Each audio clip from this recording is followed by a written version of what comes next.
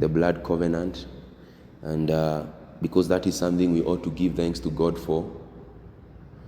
And in the recent times, watu wengi wamekuwa wakipiga the doctrine of tithe. Wengine wanasema it is no longer of the New Testament dispensation, but I don't really blame them. Maybe ni kukosa tu kuelewa na kujua, because once you get to understand the message of a blood covenant, you'll come to understand that as long as there is a covenant, the tithe and the blood are always there. Bwana Yesu asifiwe sana. The tithe in itself was before the law, because tunaambiwa the law came by Moses, but ni vizuri I just clarify that it was activated by Adam. Bwana Yesu asifiwe. Niliwaambia ya kwamba the two trees in the garden, one was the law, the other one was grace. And when Adam partook the tree of law is the knowledge of good and evil, because Shetani aliwaambia ya kwamba you will be like God, but tunajua there is no man who can work his own righteousness. So Shetani was actually trapping Adam, because alikuwa anajua he is insufficient to be able to be perfect in all his ways. It is only God who is perfect in all his ways. In fact, Yesu alikuja akakwambia hivyo in the New Testament. No man is good but God. Imagine, even Jesus, as long as he was in the human flesh, he disqualified himself. Praise the name of the living God. So that was the trap that the devil was trying to organize for Adam, and he fell for the trap. And Shetani alikuwa anajua once he enters into the arena of the law, he will always have a legal ground to subdue man and to defeat man, because he will be able to accuse man.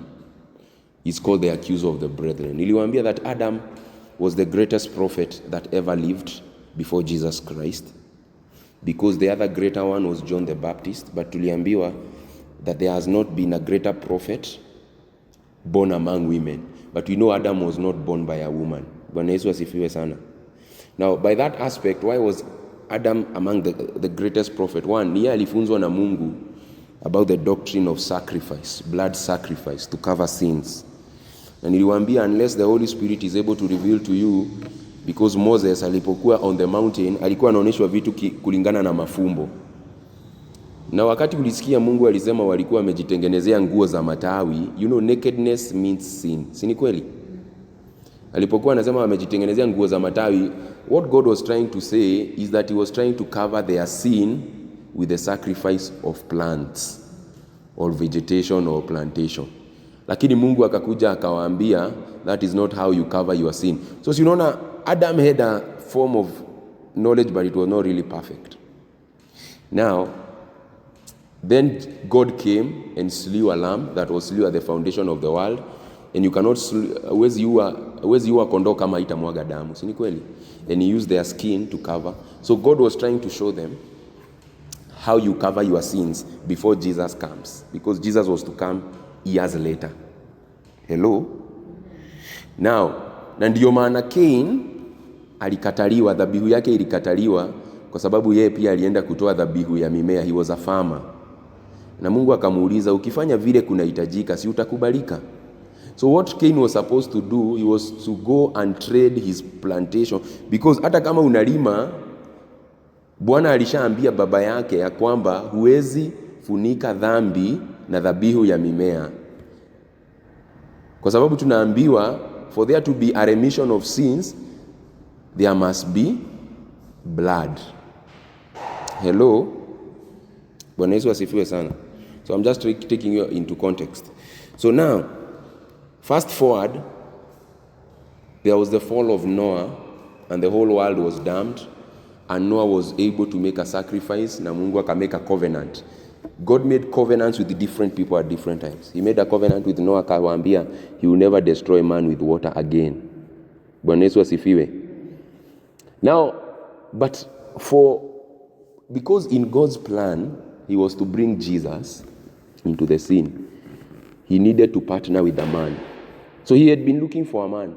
Anasemanga, he sought for a man. And he found Abraham. And he told him, go into a land that I will show you. Before God enters into a covenant with you, he will first test your obedience.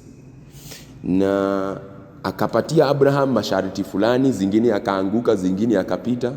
But eventually, he saw the bigger picture and he was able to align himself with the will of God. But through his disobedience ndio tulipata mtu kama Ishmael. Mnakumbuka ya kwamba maagizo ya Yesu ya Mungu kwa Abraham alimwambia aende peke yake na asibebe mtu wao. Ibrahimu akabeba baba yake na akabeba Loti. Halafu wakafika na baba yake, sijui ni mahali kunaitwa Haran ama kunaitwa vipi. Wakatulia kwanza, baba yake akakufia huko. So that they went to Canaan. By the time wanafika Canaan, wakapata kiangazi. So Abraham had to go to Egypt. In Egypt, that's where they found Hagar. And that's where Hagar gave birth to Ishmael. So inamaanisha, if Abraham was obedient to the letter, 100% obedience, angefika Canaan before the drought, angekuwa amejipanga na hangewahi patana na Hagar. So at times, it's always important to obey God at the right time.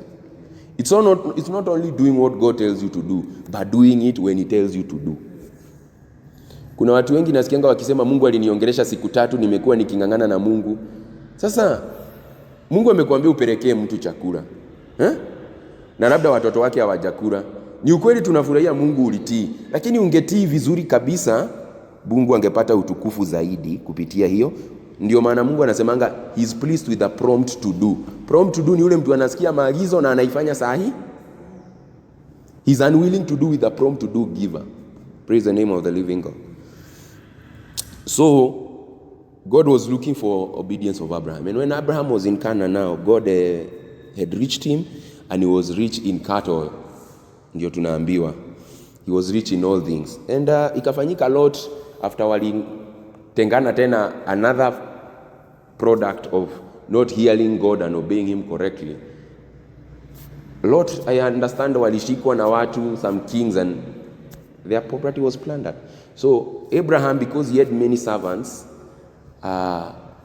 akachukua his servants and they went to war with the kings, the 5 kings, I think, and they won the war. Now, after winning the war, Jesus came to him. Now, how do we know it is Jesus? Because that Jesus has always been there. Bwana Yesu asifiwe. Because Jesus has always been there. But sasa he was only revealed to specific people at that time. So hiyo wakati alikuja kama Melchizedek, who in the apostles, in the book of Hebrew, Apostle Paul comes and explains to us that Melchizedek is actually Jesus. So we know that it is Jesus who gave Abraham, and he did the same thing. Because why is he Melchizedek? Because Jesus is the high priest of our profession. Na tunaambiwa his priesthood abides forever. So if it has no beginning and it has no end, tunaambiwa he has no father nor mother or father, and to his kingdom there shall be no end. So in short, his priesthood has always been there. Bwana Yesu asifiwe. Now the priesthood that was of the Levitical priesthood was a mirror of what was in the heavens. Praise the name of the living God. So now, the high priest of our profession comes to Abraham, our father of faith, and comes with bread and wine, just as he did the day before he went to be crucified. Hello. Tunaelewana wapendwa? And what did Abraham alitishwa nini? Now, why is there a blood covenant? Why did I call it a blood covenant? Because there is a blood exchange. Nilikuwa nasoma kitabu in history. Nataka mnisikize. Just listen to me. Nilisoma kitabu in history when the colonialists walikuwa wanakuja, there were tribal chiefs in Africa. And ndio these missionaries waweze kuingia into these explorers waweze kuingia into the dense African forest, they would meet very tough tribes. And when they meet those tough tribes, ili waweze kusikizana, because maagano ni kitu Mungu aliweka ndani ya binadamu na imejulikana. The tribal chief would cut his hand, and the missionary would cut his hand, and they would greet one another. The symbol was now that we are bound for life, because the life of a thing is in its blood. This was the same wisdom that the Maumau are using. There must be blood for there to be a covenant. There cannot be. And it is not blood of one party. It is the blood of both parties. I give you my blood, you give me my blood. It is joined together, so we are one. Bwana Yesu asifiwe. Now, so when that happened,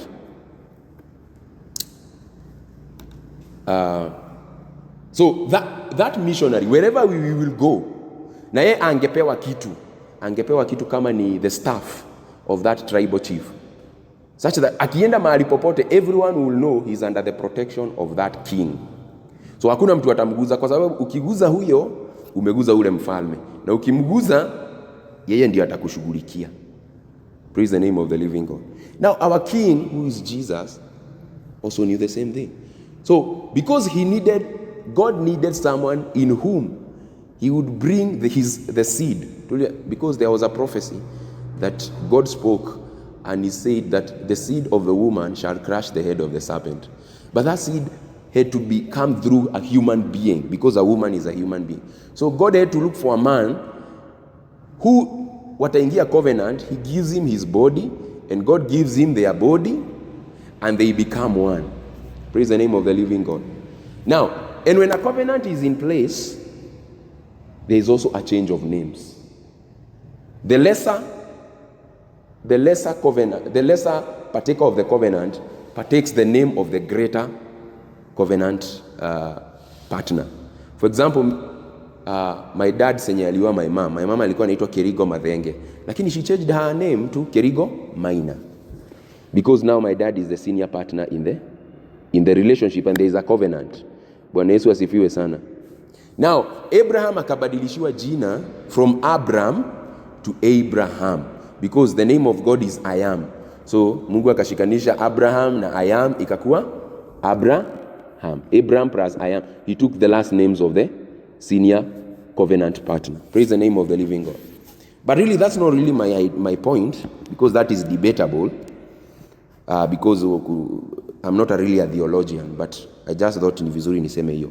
But what we can be sure of, there was an exchange of blood.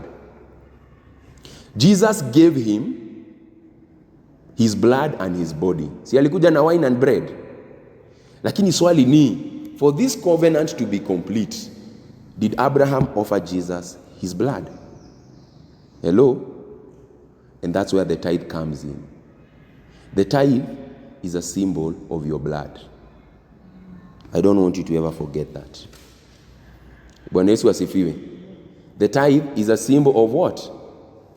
So, in short, Jesus gave Abraham his blood and his body, and Abraham also gave Jesus his body, because when he gives Jesus his body, or God his body, it means God can bring his seed through Abraham. Are we together?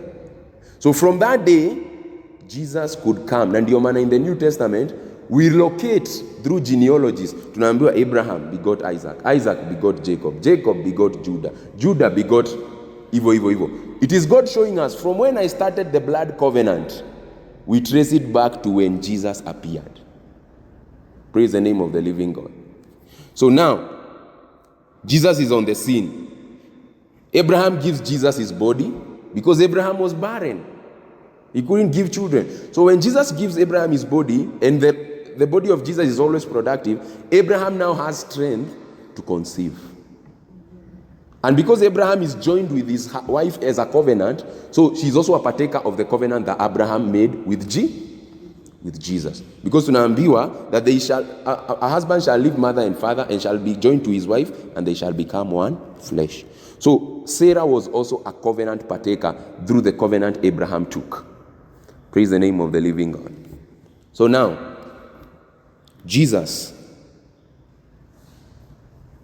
Abraham gives Jesus his blood, because literally Abraham couldn't give Jesus his literal blood, because akimpatia damu yake he will die.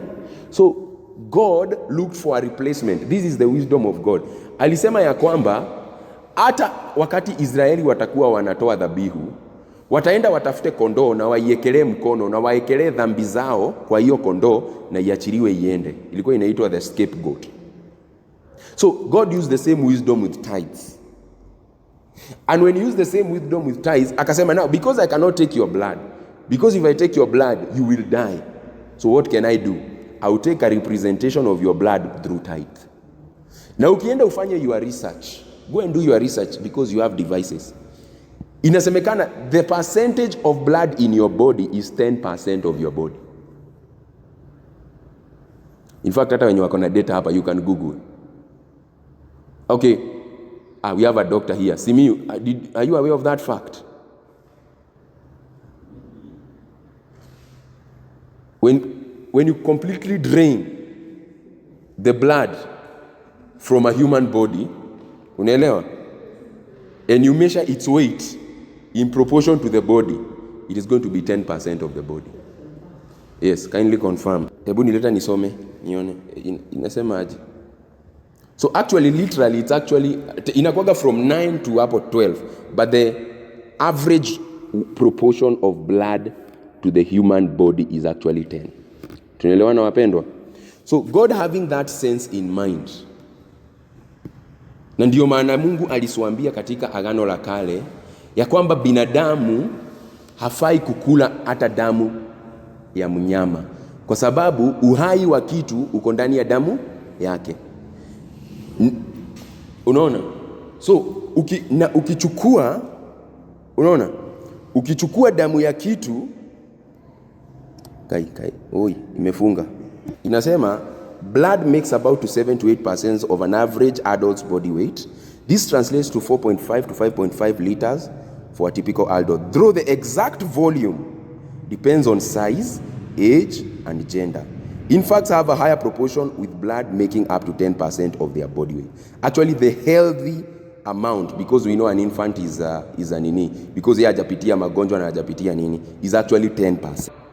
Now, having this wisdom, God said, now, Abraham, I need you to give me your blood, and I give you my blood, so that we can come into a covenant. Ndio maana inaitwa blood covenant, blood exchange. Afu akaambia Abraham, I need you to give me your body, and I give you my body, hello, so that we can become one. Now, when he became one, God was able to put his seed into Abraham, because tunaambiwa ya kwamba Jesus was in the loins of Abraham, because Jesus came from Judah. Na tunaambiwa Levi was in the loins of Abraham. So at that point, Jesus was actually placed in Abraham, and Abraham into Isaac, and Jesus into Isaac, na akaenda akishuka hivyo. Praise the name of the living God. Mnaelewa? So the doctrine of tithe cannot be dismissed unless we have a blood covenant. As long as we are taking the communion and the body, we also have an obligation to give him our life, to give him our blood and our body. Then how do we give him our body? Tunaambiwa we abstain from sexual immorality, because our temple is the body, is the temple of the living. So unaona hata sisi tumempatia mwili wetu, lakini sasa kama ishara ya kwamba tumempatia pia uhai wetu, we have to constantly give tithe oftenly, because as we are giving tithe is a symbol that I am giving you my blood, and sisi as we partake his blood is a symbol that we are partaking his blood. Sijui kama tunaelewana wapendwa? So it is not a new covenant or an old covenant practice. It is a blood covenant practice.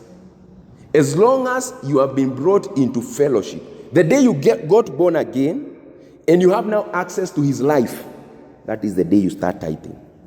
Na ndio maana I don't want to say this with any form of contradiction, and I want to say it clearly. And I know it is controversial. Watu wengi watasema, oh, I'm becoming extreme. But believe me, if you don't give Jesus your tithe, is a public declaration that you have not given him his life. Okay, yes, umeokoka in quotes. Unaelewa? But wapendwa, it is a very dangerous ground to walk on. People don't really know how important the communion and the tithe is. Because, okay, siwezi laumu watu because waliingia tu kanisani wakaambiwa tu kuwa mnatoa fungu la 10, and the reason why we give for the fungu la 10 is that so that the devourer, I don't want to refute that, will be rebuked for our sake. But it's much more deeper than that. In fact, Yesu alisema alipokuwa anatupatia kikombe chake na damu yake na mwili wake, alisema partake this. This is my blood. Bwana Yesu asifiwe sana. And nimewaambia, if it is a genuine covenant, there must be a blood exchange. You must give. And wapendwa, acha niwaambie, this doesn't only apply to us human beings, even animals. The weight of the blood to the overall mass on average on a healthy nini is 10%. Na hiyo damu ikimwagwa, ndio maana Mungu anasemanga usiichukue, hiyo ni yake. Damu inakuanga ya Mungu. So unapokula fungu lako la 10, you are actually taking what is not yours. Sijui kama mnanielewa. Is this too scary or something? Okay. Unless tuweze kuelezea watu from this perspective, anybody can just come out there and aseme the tithe is not for the New Testament. But what is the definition of a New Testament? New Testament is a new covenant. And it was still ratified by blood. The old covenant pia was ratified by blood. And as a symbolism, walichinja na wakachukua damu na wakamwagilia hata kwa kitabu ambacho kilikuwa kina. So, as long as there is blood, there must be tithe. Because he's giving us blood and we are giving him blood. It is life for life.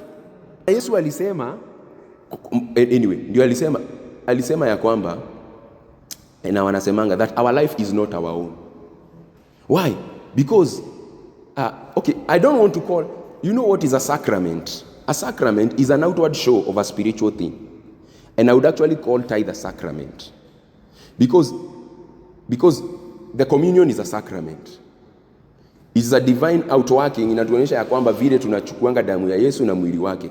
The tithe is also a sacrament on our part. Vile tunaonyeshana vile tunampatia Yesu damu yetu. Praise the name of the living God.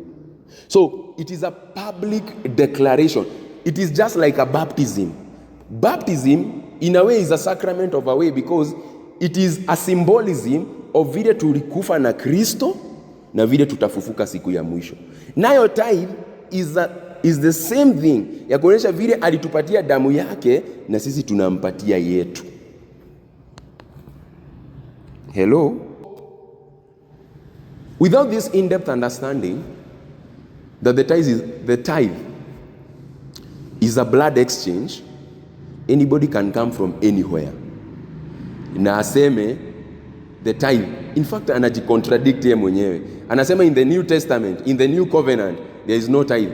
And there cannot be a covenant between man and God without blood, without an exchange of blood. Bwana Yesu asifiwe sana. So, wapendwa, I would have given you more texts on how God was able to do what? To change, to incorporate. So, mimi kenye tu nataka kuwawisha. Because I'm your pastor, I plead you and I beseech you with the mercies of God. Tithe is just not something you play around with. It's an open declaration and statement of who you give your life to. Hello? Praise the name of the living God.